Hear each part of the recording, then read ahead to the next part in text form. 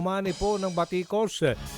Ngayon ang isang viral video kung saan nag-set up po ng table date sa loob ng bago ng LRT2. In-upload yan ng TikToker na si @Trion Cuentos. Nag-set up sila ng folding table, nilagyan ng tablecloth. May mga glassware din at mukha talagang pang dinner date. Ginawa yan habang umaandar ang tren kasama ang riding public. Walang paintulot dyan sa LRTA yung pagkuha ng video. Kaya makakausap natin si LRTA Administrator Attorney Hernando Cabrera. Attorney, Admin Cabrera, magandang umaga. Magandang umaga, Aljo. Magandang umaga sa ating mga listeners, sa ating mga viewers. Kayo ba ay nakipag-ugnayan na doon sa TikToker na ito? Ang pangalan nito? Pangalan nun? Na TikToker at Cuentas. Yun naglagay po ng kunwari, nag-date po sa loob ng LRT. Well, Aljo, ang ginawa namin, nung nakita namin yan, naggawa kami ng advisory, Okay. i-pinost namin sa SOCMED natin, platforms. Binanggit na namin yung kanyang pangalan doon, so kinall out na namin siya na bawal yung ginawa niya kasi nga, ang nalagay sa alanganin dyan, yung safety ng ating mga pasahero. Okay. Pwede kasing yung sinet up niyang mesa doon, pwedeng dumausdos yun kapag nagpreno yung tren at tumama sa ibang pasahero. Yung glassware, nag-set up din siya ng dalawang baso doon na pwede ring tumilapon yon or liparin.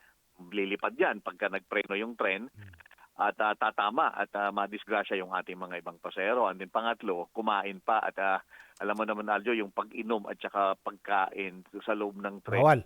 Pinagbabawal natin yan kasi unang-una, yung sa case ng mga inumin, marami na tayong ilang beses dyan in the past na natatapon. Either natatapunan yung ibang mga pasahero or minsan natatapon sa sahig at nagiging unsafe yung condition ng sahig. So napipilitan tayo na itigil yung operasyon ng tren para lang linisin ito.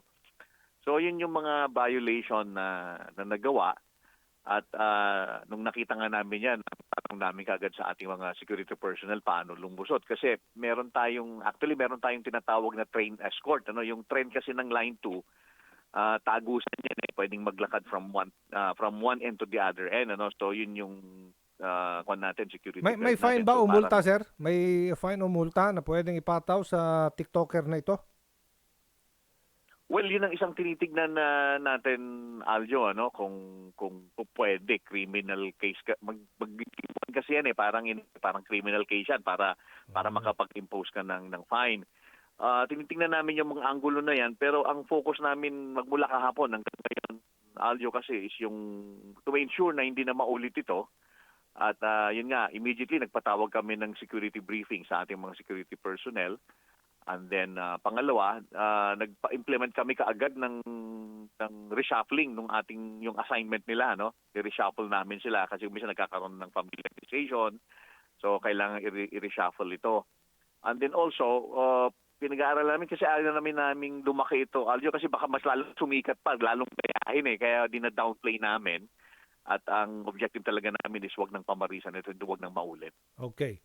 So, sana naman mabantayan natin. Abiso na lang sa ating pong mga mananakay at mga content creator, admin. Well, Aljo, number one, pwede naman silang gumawa ng mga contents nila, Kaya lang, number one, kailangan nila magpaalam sa LRTA, sa management. Pangalawa, they can only do so in accordance with sa mga safety at saka parameters natin, security parameters natin. Number one, hindi magiging unsafe. Number two, hindi maapektuhan yung convenience o walang maabala na pasahero. Number three, hindi rin natin mababiolate yung privacy ng ating mga pasahero.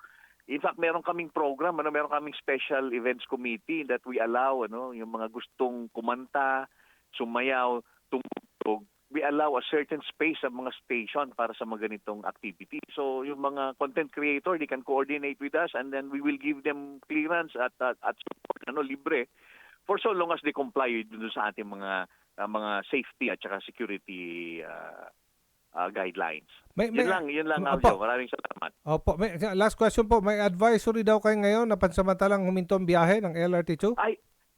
Yes, Aljo, kanina around 7:16 nagproblema yung supply ng kuryente doon sa parang tinatawag natin na transformer number 1.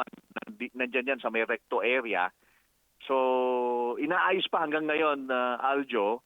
Oo. So beginning 7:16 kanina, minabuti namin ang operasyon namin. I-limit muna namin from Antipolo to Bimapa and then Bimama to bumalik, ano? So beginning 7:16 yan, hanggang ngayon inaayos pa namin yung Okay. transformer natin dyan sa may recto area. So we will announce kaagad sa social media platform natin kapag naayos na, maibalik natin sa full line operations. Thank you po, Attorney Cabrera. Good morning. Maraming salamat, Aljo. Maraming salamat.